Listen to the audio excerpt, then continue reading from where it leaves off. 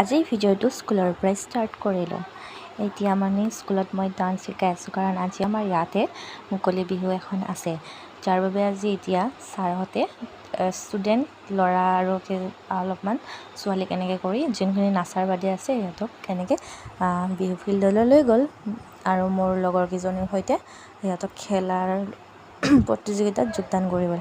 আৰু আমি কিজনী ইহঁতৰ মানে 3 দিনহে হৈছে শিকোৱা, আৰু গানটো বহুত দীঘল, মানে ষ্টেপবোৰো পাহৰি যায় আছে, বহুত দিগদাৰ হৈছে।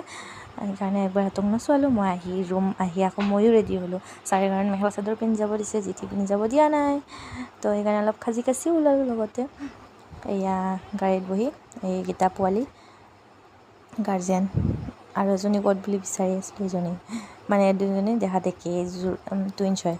তাৰপিছত আহি পালোঁ এনেকৈ বিহু। তাৰপিছত আমাক বহিব দি এনেকৈ চাহ দিলে, আমি চাহ খালোঁ, আৰু ইয়াত জুবিনদাৰ ফটো ধুনীয়াকৈ লৈ প্ৰথমবাৰ মুকলি বিহু দেখিলোঁ। ইয়াতে ৰাভা জনগোষ্ঠীৰ ৰাভা নৃত্য নাচি আছে, আৰু এই ৰাভা নৃত্যটো গায়ো আছে পিছেৰে, আৰু এনেকৈ বজায়ো আছে, ধুনীয়াকৈ নাচি আছে।